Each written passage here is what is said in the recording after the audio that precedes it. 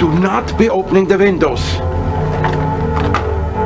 No matter what. Today on the FMV Archive, we're going back into the Wayback Machine to 1993 for Dracula Unleashed. Apparently Dracula was leashed at some time, so we are taking that chain off and releasing this game on the PC, the Mac, and the Sega CD. And guess what? Also had a DVD release in 2004.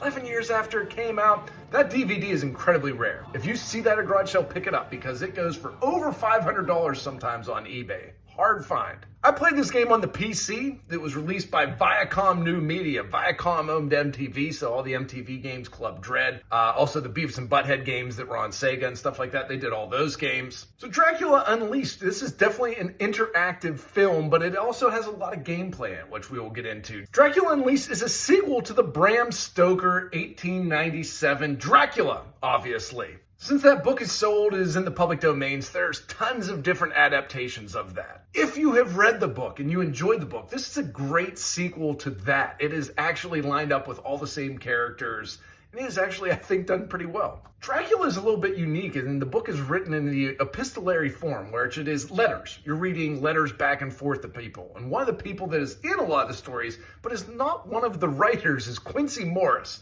You are his brother. Speaking of being his brother, let's just jump right into the story for our 10-point system to find out this is something that you would like. This is 10 years after Quincy Morris, one of the guys that killed Dracula in the original novel. His brother goes over to England. They are both from Texas. He is going over there to meet with his fiancee, Anisette, and he also wants to find out exactly why his brother died. He doesn't believe that it was just normal circumstances. So Alexander Morris, you're his brother, you're the only new person in this. Everybody else in the story is from the original book. This is incredibly detailed.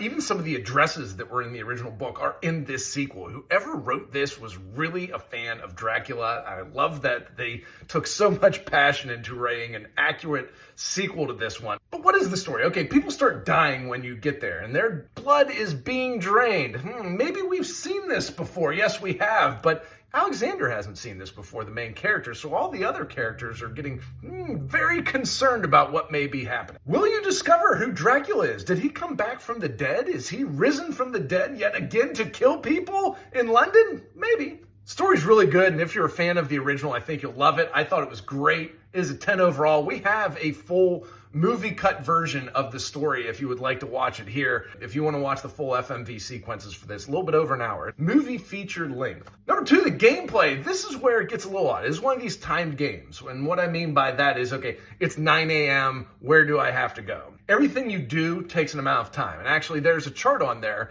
that says how long each carriage ride is to every location on the game. So you know how much time off that clock is going to go. I think you have about 3 days to get through the entire game. The carriage rides in this are frequent and they are brutal. It is some of the most boring things you have to do. You're constantly getting in a carriage, constantly giving the carriage driver an address, constantly having him say, "Have a nice day, sir." And you think that's a bad English accent? It's better than the one that's in the game. That's how bad the accents are in that. We'll get to that when we get to the acting. We're off, sir. As soon as you tell me where you'd like to go. 23 Luxborough in King's Cross, driver. You better bundle your coat, sir. We're here. You need to do everything in a very tedious order, and you will get these items throughout the game. People will give you a rose, people will give you a steak, and you have to carry that item into the very specific location that you are going to next, and that will trigger a cutscene. If you're not carrying that item when you start that cutscene will not go how it's supposed to. You will not get the next item that you need to carry to the next scene. You'll be stuck, you will die, the game will end. Incredibly detailed gameplay, which ends up being horrible, because if you were just writing this down, what you needed to do, this would probably take you 30, 40 hours to complete in its original form. It turns what should be an exciting interactive film into a trial and error game. 2 overall for the gameplay, and I think that's actually going pretty far. Number 3, the look and the graphics. The PC version's probably the worst version in terms of graphics. Sega CD's a little bit better. The DVD is great quality, but I wasn't going to drop $500 to see that. This had a $2 million budget. Here's an article from a newspaper I found in 1993 talking about the game. $2 million for this. Lots of sets, lots of great costume design on this one. I think everything looks great. The interface is really great. There's a ton of stuff that you can do on this, a ton of Things that Van Helsing will talk to you about, a ton of looking into the clues if you want to click on every clue. You can go in very in-depth if you wanted to go into this game. I would give it a 10 overall for the look and the graphic. Number 4, the dialogue. It's above average. Sometimes it's a bit on the nose with the storytelling, and sometimes we get a little bit of repetitive beats too with the storytelling. Like, there are people that don't want to talk about Dracula. It's kind of like Freddy Krueger. You know, if you talk about him, he's going to re-enter our dreams and start killing our kids again. So you just don't mention him and it won't come back. All the characters are always in a rush to get you out of their house or out of their office, or I need something to do, Alexander. I will see you tomorrow at 7 p.m. Is Arthur about? No, I'm sorry. He went out on business earlier. Is there anything I can help you with? No, I don't want to bother you at this sad time. Why don't you just tell me right then? The conversation's going to take 1 minute. It makes the dialogue feel a little bit weird when you keep doing the same thing over and over again. The dialogue's not bad, it's not good, sometimes really on the nose. 4 overall for the dialogue. The story is much better than the dialogue that portrays it. Number 5, the consequences. Listen, kids, back in the day when you played a video game, it wasn't when you were going to beat that video game. It was if you were going to beat that video game. Video games were tough back in the 90s. They didn't care if you beat it or not. They wanted to make it a challenge. This is a challenge. You do the wrong choice at one part, you forget to bring that garlic clove into that house towards the end of the game. It's going to get to a point and you're not going to be able to progress. You're not going to be able to defeat Dracula just because that one mistake you made. The other 37 you made before that were right, but gosh darn it, this one is wrong. I don't think that's fun for consequences, but if you do like a challenge, if you want to go through this and take notes, this is for you. It's a trial and error game, so there are a lot of consequences. I just don't like how you get to them sometimes. So we give it a 4 overall for consequences. Number 6, the acting. Dick Van Dyke and Mary Poppins, often regarded as one of the worst English accents of all time. Those people never saw Dracula Unleashed. They're horrible. A lot of them don't even try for an English accent. They just go for it. We'll put a couple clips in right here. This paranoid fits and ridiculous demands. It's almost as bad as the last time. I had sent him to deliver this package and was beginning to wonder about his late return. Well, where was this package bound, sir? When all his blood gone. Oh, he needs a drink instead of saucy jack when this day's over. Oh, I hate to see one of me customers in the mouse. Tell you what, you give me your name and I'll get you a mug of ale on the house. There are no credits for anybody of any meaning of this game before this game or after this game on their IMDb page. A lot of people, this is the only thing that they ever did. Main character, Alexander, pretty good. Everybody else, pretty bad. Like I said, the attempts at these English accents are absolutely laughably horrible. 3 overall for the acting. It is almost so bad it's good. Yeah, you know what? It is so bad it's good. Number 7, direction and cinematography. A lot of times, especially in the 90s for these FMV games, they knew it would be super pixelated. So there wasn't a lot of camera movement.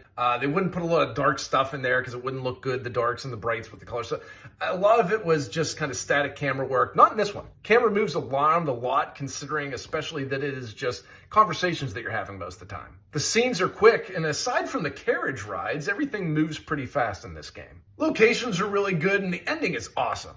I'm going to ruin it for you. Spoiler alert. We're going to put how Dracula dies in here. Just a real quick clip. Nothing can stop me. Nothing.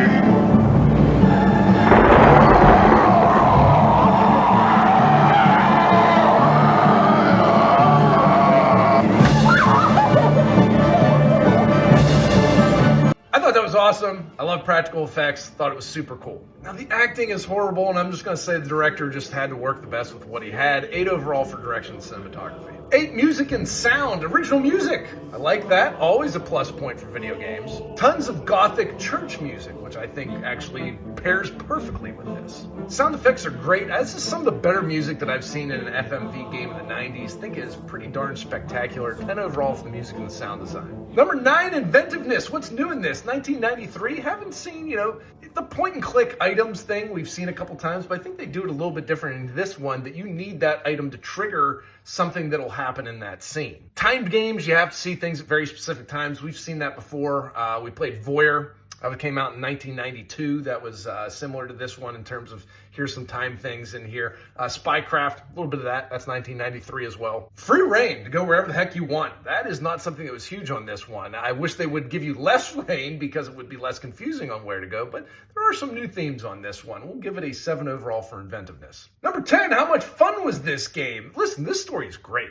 I love Dracula, read Dracula. I've seen a lot of the Dracula adaptations into film, and I think some are really good. This one is really good. This film is really good. If there were actors in this story would be absolutely fantastic. That said, the acting is horrid. It is really bad in this one. I mean, they deliver lines and everything, but it is not good. And I shouldn't say the acting, it's just the accents are so non-existent that it takes away from it. A walkthrough is absolutely necessary to play this game. If not, you're going to be spending 25, 30 hours figuring out what you need to do and in what order. I loved this game, but I didn't have much fun playing it. A 4 overall, because after trying it a bunch of times myself, I said, damn it, I'm just down to the walkthrough to finish this thing. That brings us to a final score of a 51. And listen, when this was in Computer Gaming Monthly, remember when you actually used to get magazines sent to your house? That was a really good magazine back in the day. Got a lot higher praise than that. Lots of 7s, lots of 8s, I think 1 9 in there. If you are interested in this, I'd recommend you just watch our movie cut. This is abandonware. You can find this in a whole bunch of different places. So the final verdict is, if you are a Dracula fiend and you need more of it, watch our FMV movie cut of it. It's an hour and 11 minutes, and you're going to find out everything you need to find out. If you like a challenge from 90s FMV games, fire it up. It is not hard to find in abandonware, and you can find a copy of Sega CD. It's not that expensive. PC version's pretty cheap. DVD version, again, $500, but if you want to go that far, go for it. What else I hope you go for is hitting like and subscribe on the FMV archive. That's how we do more of this stuff. This is all we do is FMV stuff. We review games, we have playthroughs, we have walkthroughs, we have full videos of the stuff that we do. Anyways, thank you. Have a good one.